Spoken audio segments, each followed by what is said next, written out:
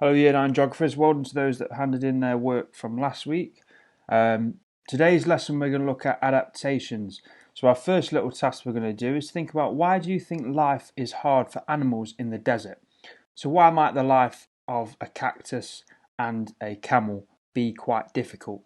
Okay, so think about if you want to stretch yourself with this starter task, can you make any links to last lesson? So pause the video, have a go at thinking about why do you think life is hard for animals in the desert?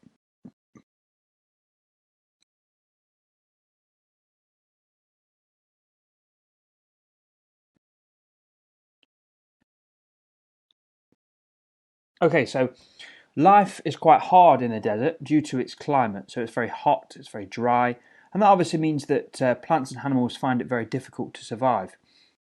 So if a plant's struggling because it doesn't get lots of water because it's very dry, that can have knock-on impacts for other parts of the ecosystem. So that's how we can make links to last lesson talking about interdependence, because if there's not so many plants, then animals need to eat, and if they can't eat lots of plants, they're going to struggle to survive. So there's not going to be many of them. Okay, there's going to be a sparse population of plants and animals because they can't eat the plants.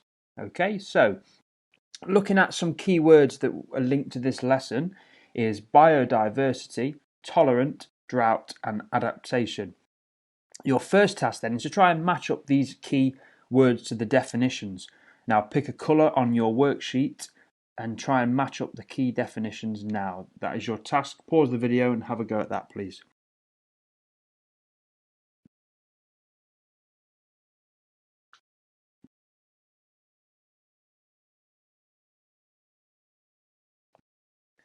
Okay, so you've had a go now at working out the definitions. So the first one, biodiversity, that is the variety of plant and animal life in the world or in a particular habitat, a high level of which is usually considered to be important and desirable. Okay, so now tolerant is able to endure specific conditions or treatment. Drought is a prolonged period of abnormally low rainfall leading to a shortage of water. And adaptation is the process of change by which an organism or species becomes better suited to its environment. So well done if you've got all those correct. Don't forget to tick the ones you did get correct, please, and do a bit of self-marking. Okay, moving on then. Your task now is to investigate different ways in which plants and animals adapt to living in a hot desert ecosystem. So using the information that I'm going to read out on the next slides, you will use your task sheet to summarise the adaptations of plants and animals in a desert. Now, if you need more time on each slide, you can pause this video.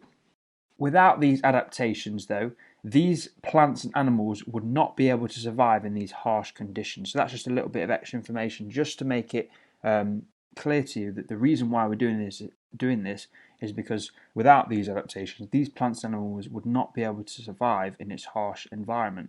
So a little extra task to do whilst you're working through. How are these adaptations perhaps different to the tropical rainforest adaptations? So I'm going to run through now the adaptations of some plants and animals, and you're going to work through your task sheet summarising them. So pause the video if you are struggling to keep up. Okay, firstly then, the cactus. It has a thick, waxy skin to reduce loss of water and to reflect heat. It's got large, fleshy stems to store water. It's got thorns and thin, spiky or glossy leaves to reduce water loss. The spikes help to protect the cacti from animals wishing to use the stored water. So that will stop animals trying to eat it. Obviously, the spikes are going to be painful for an animal, so that's the reason why they've got them. Deep roots to tap into the groundwater, so that's water stored underground.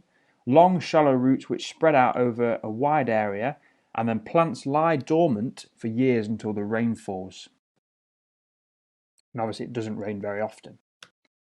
The next one then is a camel.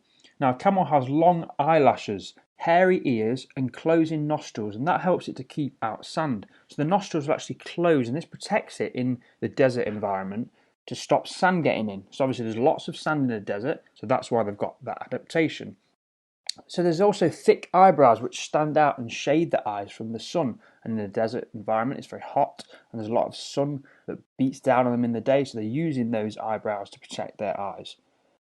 They also have wide feet so they don't sink in the sand. They have a larger surface area. They can go without water for over a week because they drink a gallon in one go. Now, there's a common misconception here about the hump. A lot of people think that the hump is where they store the water. Actually, that's incorrect. They store their fat in the humps, and that means that they can go months without food. So they can drink a lot of water in one go, but they actually store fat in their hump. Now, their body temperature can change as well, and that avoids them losing lots of water through sweating. And they are well camouflaged, as you can see, to their desert environment. And they also have thick fur, and that helps them to keep warm at night, because obviously it gets very cold at night, but also very hot in the day. This is a desert tortoise. Now, the desert tortoise may be active during the day or the morning and evening, depending on the temperature. So it will usually comes out when it's a bit cooler, so obviously it struggles with the heat. Now, the desert tortoise will also burrow under the sand to protect itself from extreme temperatures. And adults can survive for about a year without water, and they are able to obtain water from their diet. So they can survive a long time without water, which is fantastic. But they do get some of their water from their diet, so they might eat certain plants that have water within it. Tortoises can withdraw their head, legs and tail into the shell, providing themselves protection against predators. And if you've ever seen one, you've probably seen them go into their shell because they've got a hard shell that can protect themselves.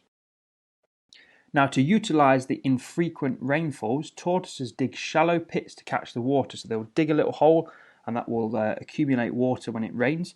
And the tortoises may be found waiting by these when rain is potentially coming. Next then, a type of cactus is called the barrel cactus. Now this is a xerophytic species of plant, and that has adaptations that helps it to survive in an environment with little liquid water. So there's the picture of the barrel cactus, and they have reduced leaf size, and that helps it to minimize the amount of water loss through transpiration. And transpiration is the movement of water within the plant, and also it allows the water to be released through the pores, and that releasing of the water will then evaporate into the sky. So that transpiration is a key word that you need to know. So leaves have developed into spikes which shade the cactus and help defend it from animals. Again, like just we've already said. Most cacti have shallow spread out roots, and they also have swollen stems which store the water. They will seem to be very swollen, but that's where their water is stored. And they have thick waxy coats on the stems, and that helps it to reduce water loss. We also have a type of plant called an ephemeral plant. Now, an ephemeral plants do not live very long, and when it rains they will grow very rapidly, and they will distribute their seeds before they die out when the water runs out. And the new seeds will then lay dormant awaiting for the next rainfall, and this is an example of an ephemeral plant here. Okay, just a quick progress check then. See how you feel. I do not know how plants and animals adapt to life in the hot desert.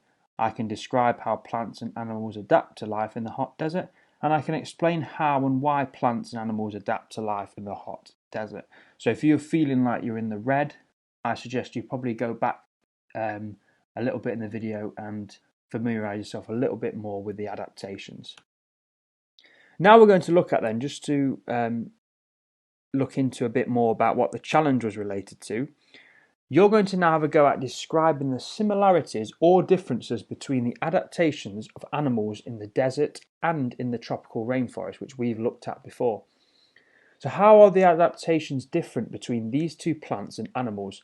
So I want you to think about on your sheet now, what similarities or differences can you identify between the plants together and then the camel and the jaguar? So pause the video now and have a go at that task, please.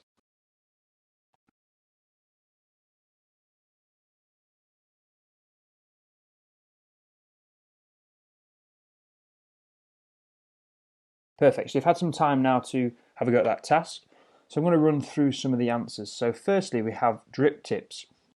Now, water can run off the leaf so it does not break off the branch during heavy rainfall in the tropical rainforest, because the climate's it's tropical, so it gets a lot of rain.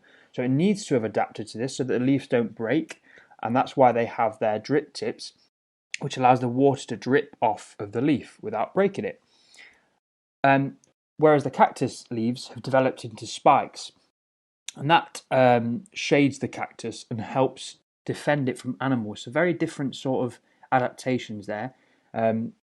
Whereas we've got the camel now and the jaguar. Now, the jaguar actually has spots for camouflage when hunting prey.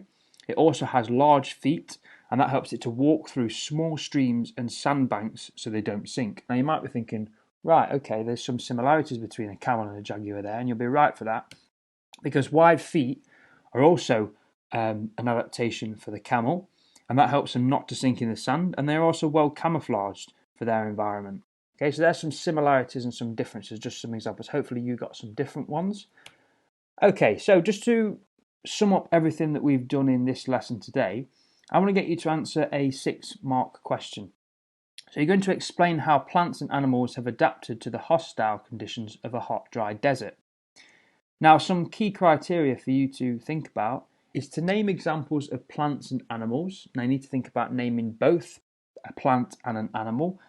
And there's an expectation that you explain at least 2 adaptations. So you explain 1 plant and 1 animal. Now, if you want to push yourself and do some more, that'd be absolutely fantastic. And if you're really struggling, there are some sentence starters here. So, a blank adapts to the harsh conditions of a hot desert by, and this helps the blank to survive because.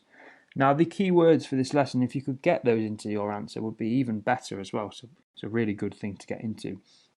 There's also an extra challenge task, is to pick a different coloured pen and have a go at self-assessing using the mark scheme on the sheet. Think about what went well with your answer and how could you improve your answer. So just to recap then, you're actually explaining how plants and animals have adapted to the hostile conditions of a desert environment, and that's something that we've looked at this lesson, so you should be fine getting on with that task. Once you've finished your worksheet, if you could hand it back into your geography teacher, that would be fantastic. Have a great week, Year 9. Thank you.